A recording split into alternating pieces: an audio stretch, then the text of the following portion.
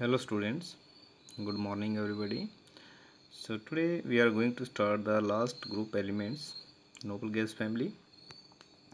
These are the last group elements: helium, neon, argon, krypton, xenon and radon. So with general introduction we are going to start. All these are monoatomic gases. Okay, so these are the monoatomic gases and are devoid of chemical reactivity under ordinary condition. That means these are unreactive at ordinary condition of temperatures. Therefore, previously these elements were named as inert gases.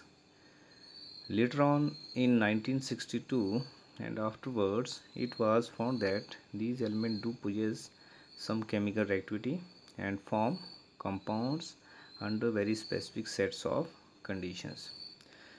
So therefore, nowadays these gases are referred to as noble gases, okay, not inert gases. Radon is a radioactive element, that is the last element. Other gases occur in very small amounts in atmosphere. Therefore the gases are also known as rare gases. So three names are given: inert gases, noble gases, rare gases, and one more name, zero group. Why? Because these elements have zero tendency to gain or lose the electrons. Okay, that's why it is named as zero group also.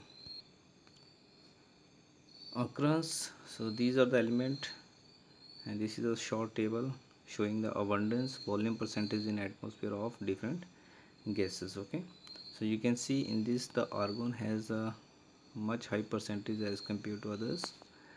In general characteristic, what first we take electronic configuration. So you can see there is a lot of difference with the electronic configuration, but in actual the last shell containing 8 electrons you can see. So this is the difference of containing inner shells 3d10 electrons, 4d10 electrons and 4f14 and 5d10 electrons. And first element has exceptional, that has a doublet in first shell, okay, not a octet, but this one is also stable. After that we are going to study the physical properties of noble gases. So these are 7 physical properties. One by one we study these. Let me study. So first is physical state. All noble gases are colorless and tasteless, and they are mainly monatomic in nature. The monatomic nature is indicated by their Cp by Cv ratio, and which has close to 1.66, the value of characteristics for a monoatomic gas. Second, atomic radius. In case of noble gases, the atomic radii correspond to van der Waals radius. As we go down the group, the van der Waals radius increases due to the addition of new electronic shells. Melting and boiling point. The melting point and boiling point of noble gases are much lower as compared to those of other substances of comparable molecular masses. The melting point and boiling point increases regularly on moving down the group.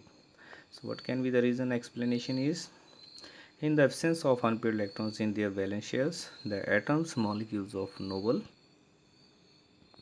gases are held together only by very weak van der Waals forces in the liquid or solid state and can be broken by very small amounts of heat. This is why melting point and boiling point increases on moving down the group, because of low bound dissociation energy. Fourth one is ionization enthalpy. Noble gases possesses very high values of ionization enthalpies. So this is because of its stable complete electronic configuration. However, the ionization energy decreases with increase in atomic number from helium to radon, top to bottom, due to increasing atomic size. As the size increases, and consequently we can see the valence electrons experience less force of attraction by the nucleus.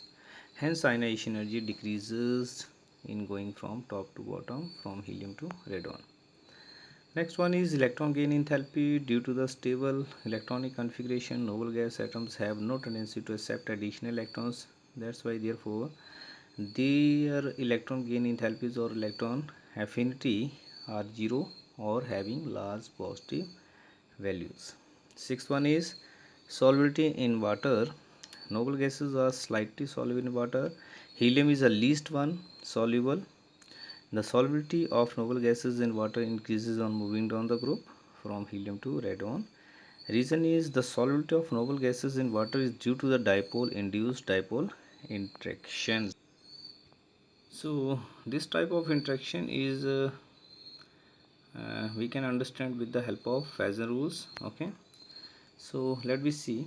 Water is a polar molecule. When it comes near a noble gas atom, it induces the dipole in the noble gas atom by distorting or polarizing the symmetrical electron cloud of noble gas atom. So you can see in the picture, this is a polar molecule and distort the electron cloud of noble gas, which one is non-polar, and makes the cloud distorted electron cloud in polar nature, that is the induced dipole. Okay, so next the force of attraction exists between polar and non-polar, that is dipole, permanent dipole moment with induced dipole moment. As a result, an induced dipole appears on the noble gas atom, leading to interaction with the dipole of polar water molecule. Therefore, because of dipole induced dipole interactions between water molecules and noble gas atoms, the noble gas dissolves in water. As the size of noble gas atom increases, the extent of polarization also will increase. Consequently, we can see the magnitude of these interactions increases, and hence the solubility of the noble gas in water increases also from helium to radon. So this is a concept based on polarization. Next one is, last one is liquefaction tendency. Noble gases are not easily liquefied. However, the tendency for liquefaction increases on moving down the group. So what is the reason? This is due to the fact that there are only weak van der Waals forces which held atoms together. Since the van der Waals forces existing between the atoms of noble gases in the liquid state are very weak, the noble gases possesses very little tendency to get liquefied.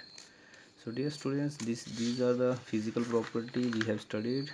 Okay, so last few lines are left with the regarding liquefaction. The strength of van der Waals forces increases with increasing the size of atom, that is from helium to radon. This is why the tendency of these gases for liquefaction increases on moving down the group.